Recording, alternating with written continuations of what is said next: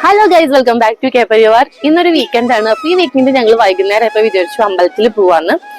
അങ്ങനെ ഞങ്ങൾ ഇവിടെ ശിവന്റെ അമ്പലത്തിലാട്ടോ ഇപ്പൊ നിൽക്കുന്നത്. മത്രയിലാണ് ശിവന്റെ ടെമ്പിൾ വരുന്നത്. ഒമാനിൽ നമുക്ക് ഇവിടെ രണ്ട് ക്ഷേത്രങ്ങളാണുള്ളത്, ഒന്ന് കൃഷ്ണന്റെയും ഒന്ന് ശിവന്റെയും. ഇപ്പൊ ഞാൻ നിൽക്കുന്നത് മത്രയിലുള്ള ശിവക്ഷേത്രത്തിലാണ്.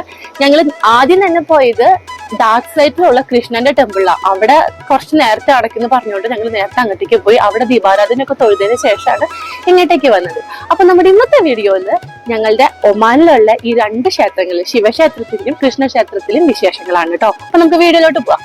കൃഷ്ണ ടെമ്പിളിന്റെ പാർക്കിംഗ് ആണ് പോയി കാണുന്നത്. അത്യാവശ്യം നല്ല ഏരിയ ഉണ്ട്, അതേപോലെ തന്നെ അത് ഫുള്ളും ആയിരുന്നു. അപ്പൊ അമ്പലത്തിൽ നിന്ന് നല്ല തിരക്കുണ്ടാവും. പാർക്ക് ചെയ്ത സ്ഥലത്ത് നിന്ന് അമ്പലത്തിലോട്ട് പോകുന്ന വഴി ഇതേപോലെ പൂവ് ഇങ്ങനെ വിൽക്കാൻ വെച്ചിട്ടുണ്ട്. മുല്ലപ്പൂവ്, ചെണ്ടുമല്ലി, അങ്ങനെ കുറെ പൂവുകളൊക്കെ ഉണ്ട് കേട്ടോ. അങ്ങനെ അമ്പലത്തിന്റെ ഉള്ളിലോട്ട് കയറുമ്പോ ഇതേപോലെ ഒരു ചെറിയ ഷോപ്പ് ഉണ്ട്. ഇവിടെ നമ്മളെ നാട്ടിലത്തെ പോലെ തന്നെ അമ്പലത്തിൽ കിട്ടുന്ന ചരടില്ലേ കയ്യിൽ കെട്ടുന്നത്, അത്, തിരിനൂല്, ചന്ദനത്തിരി, പിന്നെ എണ്ണ, സാമിയുടെ കുഞ്ഞ് ചെറിയ ചെറിയ ഫോട്ടോസ്, അങ്ങനെ ഒരുപാട് സംഭവങ്ങൾ അവിടെയുണ്ട്. ഇതാണ് നമ്മളുടെ കൃഷ്ണ ടെമ്പിൾ. അമ്പലത്തിന്റെ ഉള്ളിലോട്ട് ക്യാമറ അലൗഡ് അല്ല, അതുകൊണ്ട് തന്നെ നമ്മൾ പുറത്തെ കാഴ്ചകൾ മാത്രമേ കാണിക്കുന്നുള്ളൂ കേട്ടോ. അമ്പലത്തിൽ നിന്ന് തൊഴുതിറങ്ങുന്ന വഴിക്ക് ഒരുപാട് പ്രസാദങ്ങൾ ഓരോരോ സൈഡിലും. റവയുടെ ഒരു പായസമാണ് കേട്ടോ ഈ കാണുന്നത്. റവയുടെ കേസരി പോലത്തെ, പിന്നെ റവയുടെ തന്നെ ഒരു പായസം.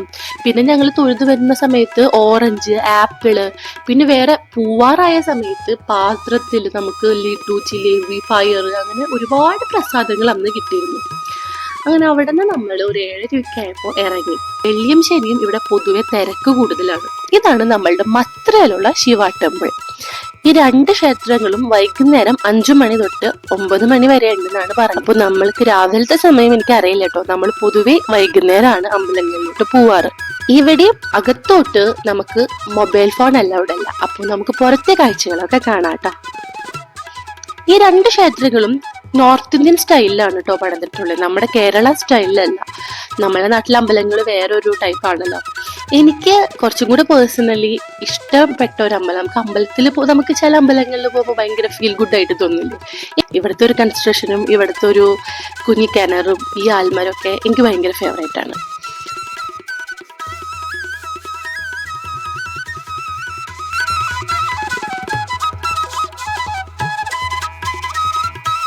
അങ്ങനെ അമ്പലത്തിൽ നിന്ന് തൊഴുതിറങ്ങുന്ന വഴിക്ക് നമുക്കിതേ ഇവിടെയും പ്രസാദം കിട്ടും. ഇന്ന് തൈരസാദായിരുന്നു ഉണ്ടായിരുന്നേ, പിന്നെ വടയുണ്ടായിരുന്നു.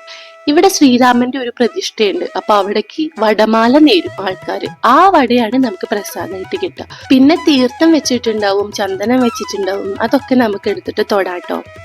അതൊക്കെ കഴിഞ്ഞ് ഞങ്ങൾ അവിടെ അന്ന് ഭജന ഉണ്ടായിരുന്നു. അപ്പൊ ആ ഭജന നടക്കുന്നിടത്ത് പോയി കുറെ നേരം ഭജനയിലൊക്കെ ഇരുന്നത്.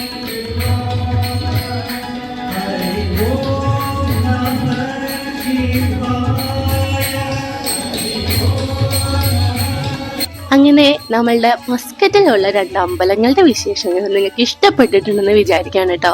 ഇഷ്ടപ്പെട്ടിട്ടുണ്ടെങ്കിൽ തീർച്ചയായും നമ്മുടെ വീഡിയോ ലൈക്ക് ചെയ്യുക, ഷെയർ ചെയ്യുക, മറക്കാണ്ട് സബ്സ്ക്രൈബ് ചെയ്യുക കേട്ടോ. അപ്പോൾ പുതിയ വീഡിയോയിലെ പുതിയ വിശേഷങ്ങളായിട്ട് മറ്റൊരു വീഡിയോയിൽ കാണാം.